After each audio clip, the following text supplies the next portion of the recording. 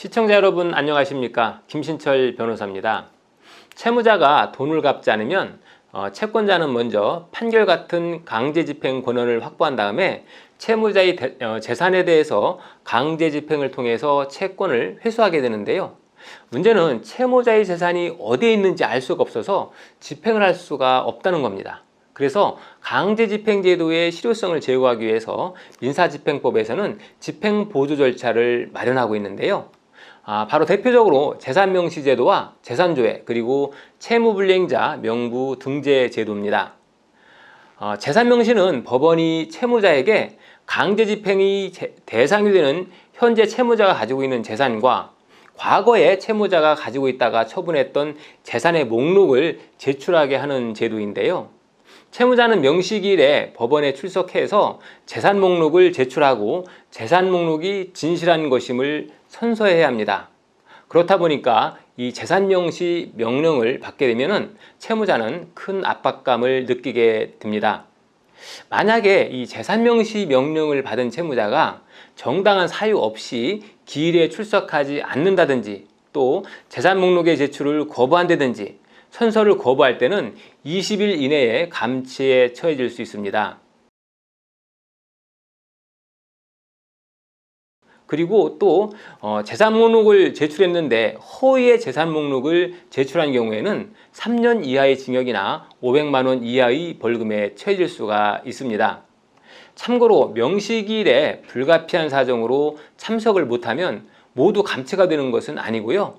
부득이한 사유로 명시기일에 출석할 수 없었을 때는 법원에 기일 변경 신청을 할 수가 있습니다. 자, 그리고 감치재판을 받게 되는 경우에도 감치재판 기일에 출석해서 즉시 재산 목록을 제출하고 선서를 하시면 감치는 집행되지 않습니다.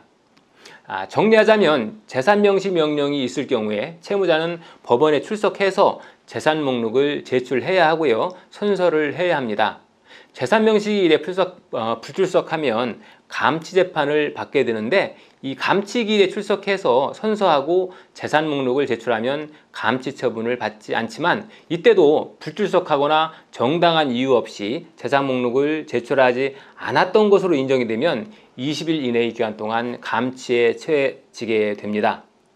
재산 명시기일에 제출하는 이 재산 목록에는 채무자가 현재 소유하고 있는 강제 집행이 대상이 되는 모든 재산을 기재해야 되고요. 여기에다가 더해서 1년 이내에 채무자가 처분한 재산과 2년 이내에 무상으로 처분한 재산도 함께 기재해야 합니다. 그리고 또 하나 타인에게 명의신탁한 재산도 여기에 함께 기재해야 되는 기재 대상이 됩니다. 만약에 재산 명시를 할 때 재산의 목록을 허위로 작성해서 제출하시면 형사상 처벌을 받게 됩니다. 그런데 채권자 입장에서 보면 재산 명시를 통해서 채무자의 재산 목록을 받아봤는데도 재산이 없어서 집행을 할 수 없다면 어떻게 해야 할까요? 자, 그때는 법원에 재산조회라고 하는 것을 신청할 수 있습니다. 법원을 통해서 채무자의 재산과 신용에 관한 전산망을 관리하는 국가라든지 공공기관, 금융기관 등에게 채무자 명의의 재산조회를 할 수가 있는 겁니다. 이 재산조회는 건당 수수료가 발생하기 때문에 채무자가 재산을 숨겨두었을 만한 곳을 어느 정도 예측을 하셔서 진행을 해야 합니다. 자, 그런데 만약 이렇게 재산조회를 통해서도 채무자의 재산을 찾아내지 못했다면 최후에 사용하는 방법이 채무불이행자 명부 등재 제도입니다.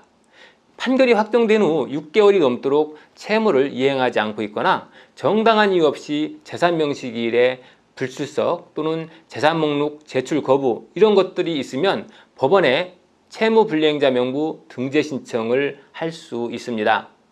채무불이행자 명부가 작성이 되면 그 명부는 법원에도 보관되고요. 또 채무자 주소지에 구읍면에 비치되어서 누구든지 열람할 수 있습니다. 또 그리고 전국은행연합회에도 이 명부가 통보되어서 신용정보로 이용됩니다. 채무자 입장에서 보면 이러한 재산 명시나 재산조회, 채무불이행자 명부 등재 등으로 인해서 곤란한 상황을 겪게 될 수 있는데요. 만약 채무자가 보유한 재산에 강제 집행이 들어올 것이 염려된다면 개회생의 금지 명령을 미리 받아두는 것도 하나의 방법일 겁니다. 오늘은 재산 명시와 재산조회, 그리고 채무불이행자 명부 등재 제도에 관해서 안내드렸습니다. 김신철 변호사였습니다. 감사합니다.